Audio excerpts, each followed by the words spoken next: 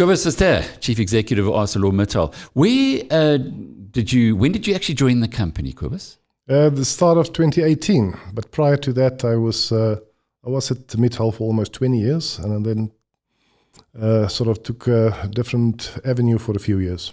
Mittal outside of South Africa or in South Africa? No, I worked for the old Isco, and I worked for Mittal internationally for 2 years. That's a long time to be with one company, Yes. so you've seen a lot of bumps and bruises along the way. Correct. And we know that the financial results that you've just released for 2021 were spectacular by any means. It's best profits ever. But these come on some pretty rough times. How much money did you guys lose in the run-up to this really good year? I think after 2010, the group lost about over 20 billion in losses, of which 12 billion were cash losses. So the financial drain and strain was very severe. Was there any chance at that time, during that time, because those are big numbers, that Mittal, which is a global company, would have pulled out of South Africa or indeed pulled out of the company? Mittal, the holding company, supported the local unit for many years. At some point they had more than 8 billion in funding to the organization. And as one shareholder, they supported the company to the benefit of all shareholders. So we've seen the share price rocket. The perception is you guys have been squeezing the business in South Africa, and you've squeezed every little bit of cash out of it in this year. Your total balance sheet value of your land and properties and buildings, in other words, the factories, is 8 billion rand, and yet in the last year you made 8 billion rand.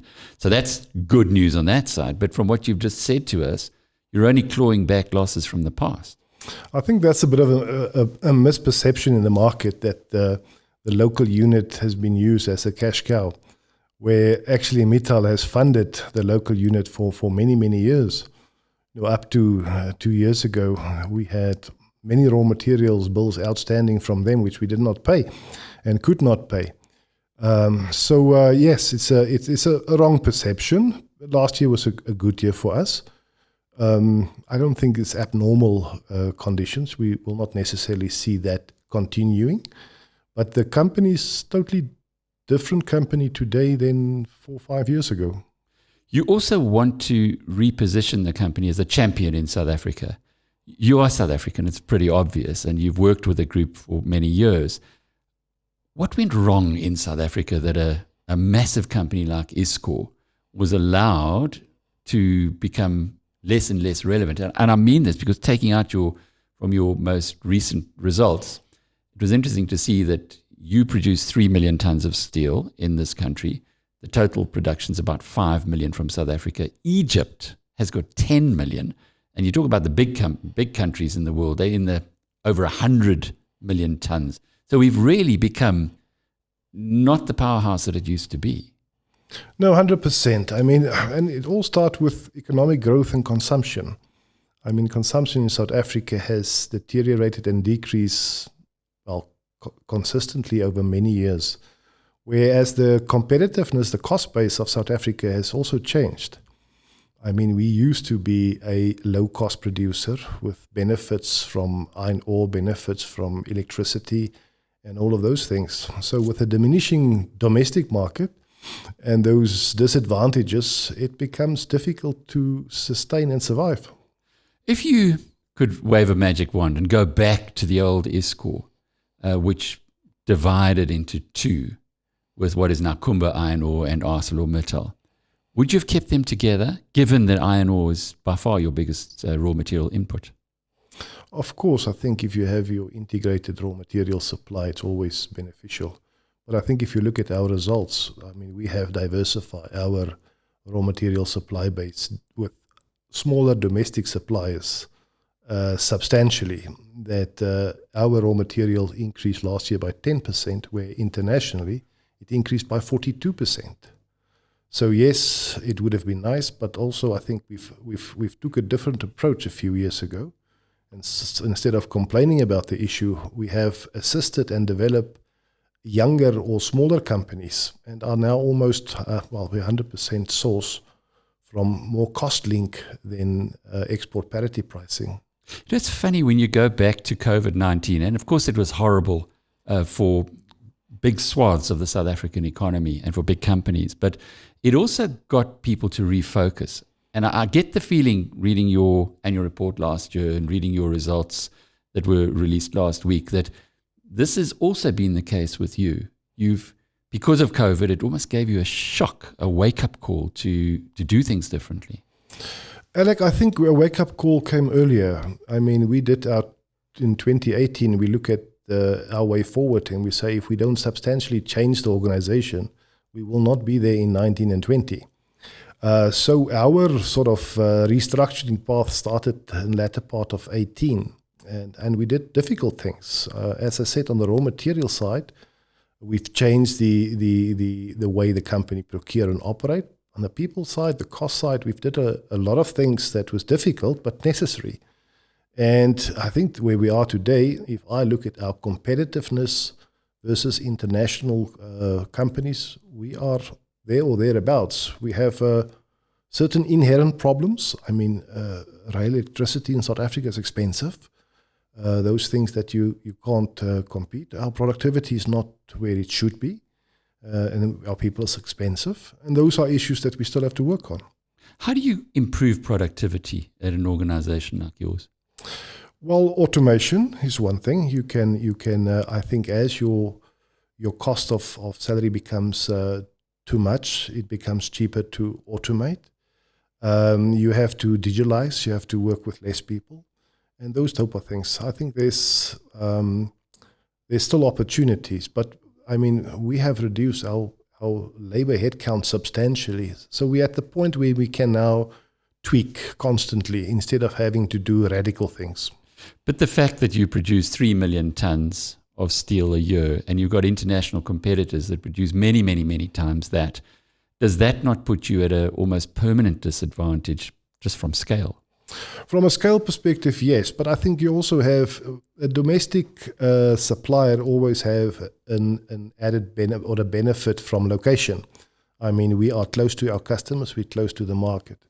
We also, our 3 million tons is, you get plants overseas that produce 3 million tons of only one product.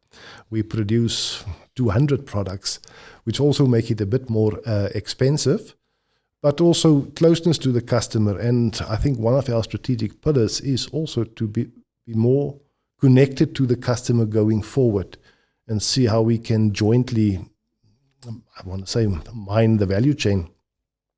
I was looking at that as well, and this new customer focus of yours. These are often, many companies come out with these really nice words, but actually implementing it, actually taking like an oil tanker and focusing it on the customer. For a company like Iscor, which has been the prime provider of steel in South Africa for generations, how do you get that through the organization? Well, I think. Sorry, and I mean ArcelorMittal now, Iscor in the past. No, that's fine. No, I think we acknowledge that from a customer servicing perspective, we've made mistakes, but on average, on general, our customers, we have a good relationship with customers. I mean, I meet my customers very often, but how do we improve that service offering? And it's by training people, by getting in new people, by innovating. And I'm comfortable that we have the skills base. We just have to, as you rightly say, get out of that big tanker mindset and be more nimble. Are you winning on that? Oh, yes, I think so. I think so. Give us an example of how. I think an example of how is technology. We apply new systems where customers' complaints can be resolved a lot quicker instead of 6 months, 6 weeks and stuff like that. So you take a bit of frustration out of their lives. And we have many other initiatives to keep on improving on that. We do customer surveys, understand what's the problems and work at it. When you took over as CEO, did you have any idea that it was going to be as tough as it has been? I mean, clearly COVID was an unknown at that point, but that you would have had to go through such a difficult time and, of course, now have had this spectacular year of turnaround? No, I must say it is harder than I thought, and the company also was a bit more static than I thought. I mean, I left it almost 10 years ago, and when I came back, it was almost the same. So getting the people to move to act was almost the most difficult thing to do, and especially you can understand if you have 13,000 people who made losses for many years. So change that psyche. And we're now at the point where people actually realize, but this is possible. How do you incentivize them? Do you distribute this fantastic profit that you had this year? Do people see it in their paychecks? Well, we have a decent bonus scheme. In fact, in 2020 with the COVID, we have a reasonable performance, but we didn't make any of our targets. And we still gave a handsome bonus to the people just for being there, support and stuff like that. And we will do the same in the first quarter of this year. So I guess the real story for investors now is your share price has rocketed. You've been the best performing share on the JSE, certainly in the last year and maybe the last 2 years. You're stable, you back into profit, you're not going to fall off the perch. But have you now reached the end of the road? Have you got to a point where ArcelorMittal South Africa has now kind of got a steady state perspective and you could look at the performance of the past year and say that's possible into the future? I think we have to prove sustainability still. So I thought we have a lot of work to do. We had a very aggressive restructuring plan that we implemented up to now. We've now replaced it with a next 5-year value plan and trying to create more value. And we have to deliver on that. In our type of business, if you're not cost conscious and cost competitive, you don't have a right to exist. So we have still a fairly aggressive plan, which the total team bought into, and we're going to roll that out in the next 5 years. And next 5 years, also very interesting things coming up. The whole decarbonization journey is a scary but very exciting opportunity for a lot of people. How so? I mean, you will almost revitalize an old industry into new assets. Where we were not the sexy industry, you will attract engineers and stuff. People will be able to learn. No, I'm very excited about that. Do you get much support from ArcelorMittal globally? I mean, I think their support over the past 10, 15 years of loss-making years were quite evident. They support the company almost to the tune of 8 billion rand directly. But from a support perspective, technical support, yes, we get a lot of support, effortless support, and personal support from the leadership and the owner, yes, pretty much. Do you see him much, Mr. Mittal? Yeah. No, obviously, we don't travel anymore, but we speak often. And so he takes an interest in what's going on in South Africa? No. Of course, he takes an interest. How important are you? We're not that important, but he's a passionate steelmaker. And he's got a relationship with South Africa. And if you have a look at the whole steel market, China producing about half of the steel in the world, what's the story there? Because I guess if they switch on, then the steel prices are going to get under a lot of pressure. But if they decide to cut back on their steel production, and as state-owned, they can do that, then steel prices around the world would be a lot firmer. Well, they have cut back. They've cut back, they've reduced their export incentives. That's one thing. And then they've cut back in production. Just explain that, export incentives from China. Were they subsidizing exports? Correct. They had a VAT rebate that supported exports. I think it's about 13%.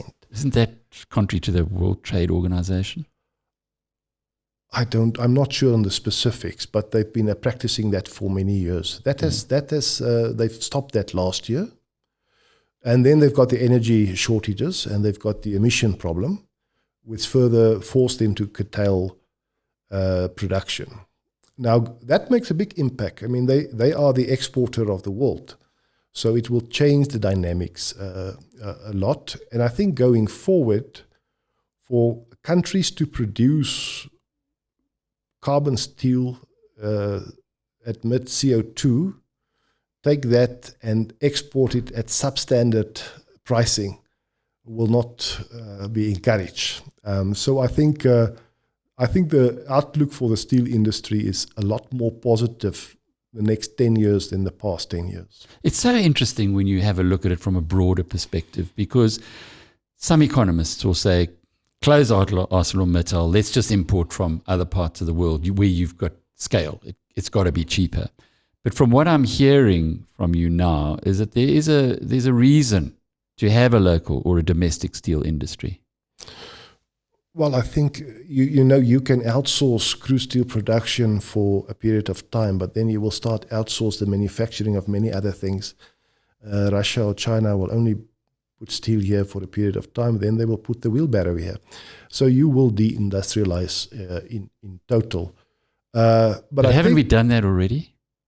Haven't we deindustrialized? I mean, what was ArcelorMittal's peak output? What was your peak before? No, I think we were about over 7 million tons. And you're down to 3? We're down to 3, yeah. Sure. Yeah, no, but I think you can reverse that. I also think you're talking from a scale perspective. I mean, I know the Chinese cost curves. We're there or thereabouts.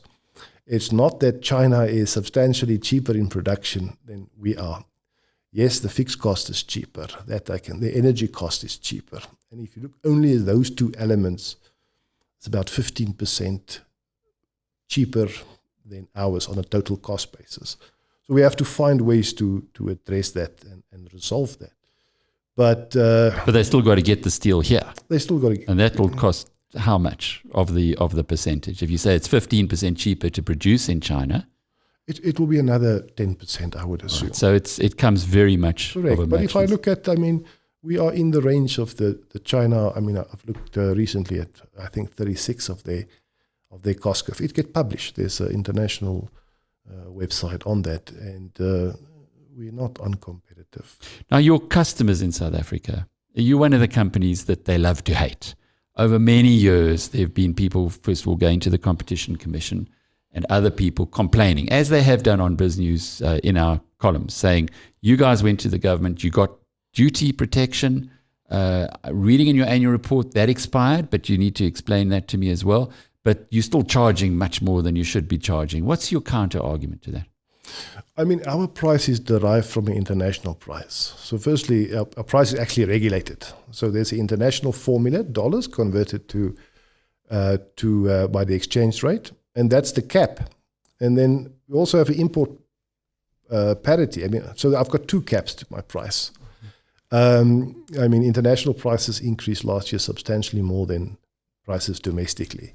So that's not, I mean, you always have, and when you talk about duties, it's not for AMSA. The duties are there for the industry.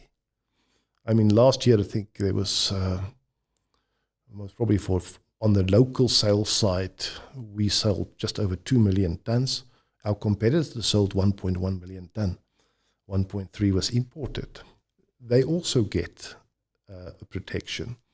So it's not that it's a freebie. And the rules around duties is WTO standards. And it's not only South Africa. Steel's been dutied all over the world. Even China's got duties on South Africa. Russia's got duty on South Africa's steel. Turkey's got duties on India. So those 4 exporting countries all have duties on us exporting steel to them. So it's a bit of an education process that people need to do. And duties is not a steel thing.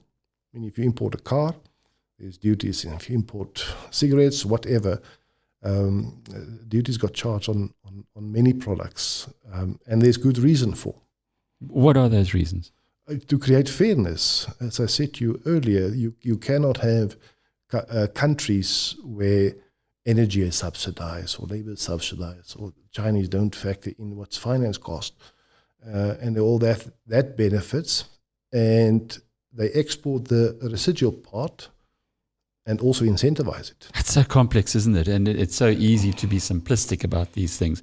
But I think that the real question for South Africans generally is that we've seen this industrial base of ours being hollowed out.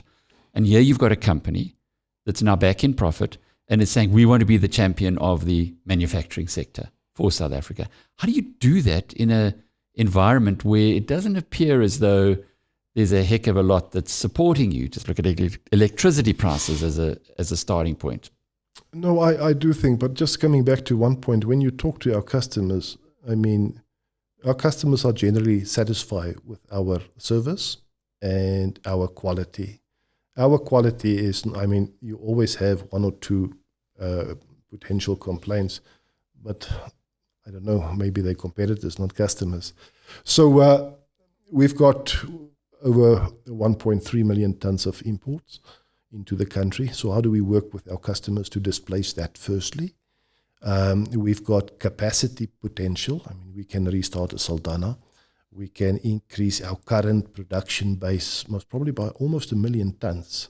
So there's capacity that can be made available. How do we work with customers to displace that? Once you start displacing that, then you start industrializing on a small scale. But ultimately, I think there's a lot of opportunity. But we need baseline economic growth to ignite these things. I think the tools are there, the people are there, the assets are there. We just need the government to unleash that. But we've seen massive gearing in your company. In that your turnover last year went up about 15 billion and the bottom line turnaround was 9 billion. So it dropped almost straight to the bottom line. If you were to see South Africa growing again, the economy growing, not at 3%, but perhaps 5 and 6 and more, is that what you're looking for? Is that where the real turnaround will become apparent? Correct. If you have growth of, say, 1.8%, there around about 1.5 to 1.8%, your steel consumption stays static. So once you get to 3%, it's actually a hockey stick. It gets accelerated substantially. So if we can get to the 3 to 5%, I mean, that will be very beneficial for the steel industry, not for us. Are you seeing any signs of that happening? I mean, I think you have to remain positive. I mean, the energy, renewable energy, that will already start with I think a fairly long-term constant supply of quality demand. I think there's some water dam projects that is imminent. So I think once those things happen, I think I won't say privatization, but sort of the allowing private sector involvement in ports and rail will also start to have a positive impact. So the words are good. The SONA, State of the Nation, was saying all of these things after many years, perhaps appreciating where the country has been going wrong and saying the good things. But you're at the rock face. You feel whether demand is going up or not. And are you seeing yet from industry that they're starting to believe the story, this turnaround story for the country? I don't necessarily think so. I think people are very skeptical, but South Africans are also very positive people. I mean, I can tell you the people in our industry look at opportunities to participate and to support growth. So I think I'm maybe naively so, but I am still positive because we don't have much other choices. Some of these things would start materializing. Yeah, there's no point in being negative if you're living in a country like ours. But if you look outside of the borders of South Africa and you do service other parts of the African continent, what's the feedback from there? No, I think if you look at the steel demand potential in sub-Saharan Africa, it's also massive. So there is a big potential to the extent that the Africa Continental Free Trade Agreement make it easier to do that and start, I don't want to say protecting, but look at two-way trade instead of trading with China or Russia or whatever, I think there's a lot of opportunities there. Not necessarily for us directly, but for our customers. So you have that indirect growth. So those are all things that's on the card, that's being discussed in various areas, but all government sort of sponsored or stuff. And the government wheels are slow. But one would assume that eventually these 50% of these cards can actually stack up. So if I look at it from a long-term perspective, if we were to take a 10-year view on ArcelorMittal South Africa, you've been through the worst. You're not going bankrupt. You've now started moving back into profit. You've refocused, restructured the business, and you've got ideas and plans to make that even better. You have on your doorstep a free trade agreement with the rest of the continent, which has now been enacted. And you also have a government which is talking the right talk, even though it might take a long time, as you've mentioned, for that to come through. So if you take that 10-year view, I guess you would see things being a lot more positive in a decade's time than they are today. I think there's two things. As I said, I think the international steel market would be more positive the next 10 years than the previous 10. And then in South Africa, I do think that the next 10 years can only be better. And if you stack up all of those things, I do think a much more positive outlook for us as a company, but as an industry, but I think generally. So what is it going to take for ArcelorMittal to start reinvesting again? As I mentioned earlier, you've got 8 billion rand in assets, in plant and property and equipment, and you've already achieved 8 billion rand in profit. You've got Saldanha, a steel works waiting to be reopened, so I guess you don't really need to start building any more steel factories. But what's it going to take for you to really, for your global parent, to really pump money in fixed investment here? Well, I think we have to generate the cash that we want to invest. I think that's the important thing. I think we deleverage the balance sheet and will allow us to leverage again for the appropriate assets. I mean, our plans is for this year, our capex is going to be substantially more than doubled than last year. It was about, what was it last year? It's about 1 billion rand. About 1 billion? So you're doubling it up? Yeah, more than doubling it up. In where? How would you spend that? Well, we spend, we have some environmental projects that we are doing. We're doing some quality projects, and we're doing some general maintenance and restoration work. So we are investing, and then we've got some expansion, more on the quality side. So where we improve our quality and renew stuff. And so we are investing, but the next phase of investing is to invest in renewable energy as part of the decarbonization journey. So, and the cost of electricity, those investments become commercially very easy to justify. For yourselves, in other words, correct. Instead of using electricity, you put in renewable plants of your own. Correct. We've been out on tender. We received them, so we have to now just do a rollout plan for ourselves. I mean, we can do up to 100 megawatt per plant. So that is in action. We can. What percentage of your electricity bill would that cover? I would assume around 40%. It is significant then. Yes, but then we also have projects where we will convert more gas to electricity, self-generation. So we've got capacity for that. That's in the development stage. We want to increase our scrap consumption in our plants. That's also a reduction in CO2. So there's a lot of investment opportunities. We're looking at a feasibility study at the Thabazimbi mine to see if we can restart that mine and then be self-sufficient on iron ore. And you still own that, Thabazimbi? Yes. It didn't go off to Kumba. Why? It actually did, but they mined it for us. We paid for everything, and when the mine actually stopped, transferred it back to us for rehab purposes. That's an interesting upside. But today technology has changed. What you thought 10 years or 20 years ago is not feasible, it now can become feasible. So it sounds like you go to bed at night not worrying as much as you certainly were a couple of years ago, but looking at perhaps a brighter future. No, I think a more exciting future, yeah, I think there's more opportunities, and one can start now. I mean, having a bit of profit and money, you can now reinvest in people. You can do the things that you could not do 2 years ago. You have to scale down training. You have to do all those things. So we're at the point where we are actually employing people, which is different. We scaling our training programs to more than our own requirements, which we've done years back. So those are the nicer things to be able to do. It's nice to go to work when you're looking at the sunshine rather than having grey skies above you every day. Talking to the lawyers.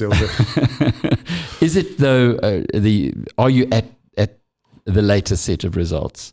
Is that kind of solid state earnings? Is that can investors bank them and say, well, at least in future, it's likely that production is going to go up. It's likely that prices are not going to fall, at least. That this is the kind of number that you can start writing into your forecasts? No, I think prices already start coming off second half, fourth quarter last year. We lag on the upside and we will lag a bit on the downside. And I think, last year was abnormal. And I don't think people should expect that party to continue. But after 2008, steel prices collapsed. We haven't seen a collapse. We've seen a correction, a softening. And we actually now, to date, see prices coming up a bit. So there's support from the cost base for these type of prices. And spreads are still relatively attractive. So I think people should do their own calculations. But, in the US, hot rolled coil prices was $2,300 per ton. Now, that is not sustainable. Back to 1,500, 1,400, which is most probably more realistic. And just to close off with, Cobus, what is your dream for ArcelorMittal? If you could, again, wave a magic wand, would it be to dominate steel production in Africa? Would it be at least to challenge the Egyptians, who are producing twice as much? I was surprised to see that, still as South Africa does.